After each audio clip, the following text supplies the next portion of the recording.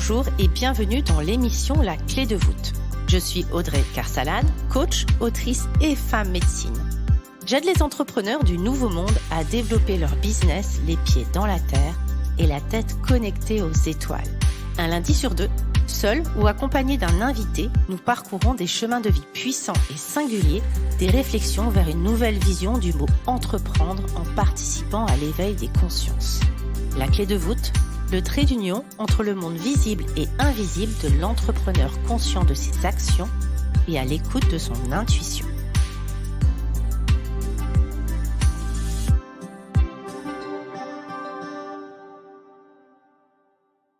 Bonjour à toi et bienvenue. Cette semaine, j'avais envie de te parler de recouvrement d'âme ou de récupération d'un fragment de soi, de récupérer une partie de son âme. À la base, et selon les croyances chamaniques, notre âme, elle vient complète et parfaite. Alors, pourquoi aurait-on besoin de venir récupérer une partie de notre âme? Parce que parfois, une partie de notre âme reste coincée dans des événements traumatiques. Vous savez, un petit peu comme une partie de moi-même est restée coincée à ce moment-là, dans cette histoire. Et donc, elle est non complète, notre âme. Elle est restée coincée dans ce qu'on appelle la réalité non ordinaire. Et ce qui fait que parfois, on se sent non complet, qu'on est à la fois ici et ailleurs. Un pied dans le passé, un pied dans le présent. Alors, ça peut être de manière complètement consciente. J'ai conscience qu'au moment de ce traumatisme, j'ai perdu quelque chose. J'ai perdu une partie de moi-même. Et ça peut être également de façon complètement inconsciente. Ça peut même venir sur des notions de transgénérationnel. Lorsque je fais référence aux mémoires transgénérationnelles, cela vient faire écho à des traumatismes qu'ont subis mes ancêtres. Des traumatismes qui, finalement, sont restés gravés dans mes cellules, dans mon ADN et qui ont un impact sur des événements qui peuvent se produire dans ma vie, sur la vision que j'ai de la vie. C'est un peu ce qu'on appelle les voiles karmiques, c'est-à-dire que y a un voile, une opacité qui est venue se mettre entre moi, qui je suis, et comment je vois la vie. Et, et parfois, ce voile, il nous appartient pas. Il appartient à des mémoires passées. C'est ça qu'on appelle le transgénérationnel. Quand ce qui s'est passé pour nos ancêtres vient impacter ce qui se passe pour nous actuellement, aujourd'hui. Le recouvrement d'âme sert donc à récupérer notre unicité, nous faire sentir complets, entiers. Et par là même, de venir comprendre l'impact des empreintes énergétiques de notre passé sur notre présent, sur notre prospérité, sur nos relations, sur notre santé, sur notre carrière. Tout ce qui est venu à un moment se bloquer et qui peut potentiellement nous empêcher d'avancer, comme si on n'était pas complet, en fait, tout simplement. Alors, comment ça se déroule, un recouvrement d'âme? Déjà, le praticien en chamanisme a identifié qu'effectivement, il y avait un besoin. Moi, je sais que ça vient naturellement lors des consultations. À un moment, j'ai l'information que cette personne a besoin d'aller récupérer une part d'elle-même. Et j'emmène cette personne dans un voyage à travers la forêt des âmes égarées, pour venir récupérer cette partie, savoir pourquoi elle est restée bloquée et la ramener. La ramener peut demander des engagements dans notre vie actuelle, des changements, des choses qu'on s'engage à faire pour que cette âme, elle ait vraiment envie de revenir parmi nous. Et qu'est-ce qu'on gagne finalement à faire ce recouvrement d'âme? Peut-être mieux se rétablir et se sentir plus complète après un traumatisme, une reconnexion à son vrai soi, une restauration peut-être aussi de davantage de sens dans la vie, un but, un objectif. Réaligner son plan énergétique, ses chakras, son ouverture de cœur. La capacité aussi à se libérer de ce poids, de ce traumatisme et d'une certaine forme du passé. Ça peut accompagner une forme de pardon. Ça peut nous aider également à ne plus se sentir stucké, comme diraient les Anglais, coincé dans une situation ou dans un corps. C'est une capacité également, en se sentant réunifié, à peut-être avoir davantage de joie et d'amour en soi. Une clarté mentale et émotionnelle, une connexion à tout ce qui nous entoure, peut-être ce qu'on pourrait appeler une sorte d'éveil à tous les êtres, au divin. J'avais envie d'illustrer ce recouvrement d'âme par un exemple personnel. Petite, je ne peux pas dire que je vivais dans un environnement qui était rassurant. La maison dans laquelle je vivais était une ancienne maison qui craquait partout, surtout la nuit. On entendait le bois craquer et il y avait une forme de terreur le soir lorsque je venais à m'endormir. Cette chambre n'était pas non plus la plus friendly possible. Elle était, à mon sens, assez austère avec des vieux meubles de grand-mère et on était loin des jolies licornes et des posters assez girly. Le temps a passé et j'ai pu, après, adulte, avoir d'autres types d'appartements. Et puis un jour, dans l'appartement que j'ai habité pendant plus de 10 ans, c'est revenu. Cette peur est revenue. Cette peur, ces craquements sont revenus. Et je n'ai jamais compris pourquoi dans cet appartement c'était revenu et pourquoi pas dans les autres appartements où j'ai pu vivre. Lorsque je suis venue faire ce recouvrement d'âme, j'ai compris qu'en fait, lorsque j'étais petite, la maison dans laquelle j'habitais était habitée, qu'il y avait une âme qui était là. Je ne sais pas si quelqu'un est mort dans la maison de mon enfance, en tout cas, il y avait quelqu'un, c'est sûr et c'est certain. Et j'ai compris que dans l'appartement que j'avais eu, ce fameux appartement que j'avais acheté, dans lequel j'ai vécu pendant 10 ans, je me suis souvenue que la personne qui avait vendu l'appartement était morte à l'intérieur et que cet homme n'était jamais vraiment parti. Alors à l'époque, j'avais aucune idée de ce que c'était de faire monter une âme, de faire passeuse d'âme, donc je n'ai malheureusement pas pu l'accompagner. En revanche, repartir en arrière avec le recouvrement d'âme et trouver l'origine m'a permis un apaisement total. Donc ça m'a permis de venir consoler cette petite fille qui avait été terrifiée des années durant pendant son enfance et lui expliquer ce qu'elle avait perçu.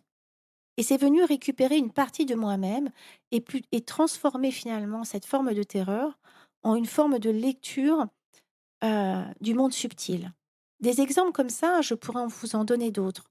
J'ai des situations qui se sont reproduites de façon assez désagréable et lorsque j'ai mis le doigt sur le moment où je me suis retrouvée bloquée dans cette situation, j'ai pu venir libérer cette personne qui a été profondément en souffrance à l'époque où ça s'est passé et potentiellement venir libérer dans les années à venir pour que ce schéma répétitif puisse cesser, pour que je puisse me sentir complète.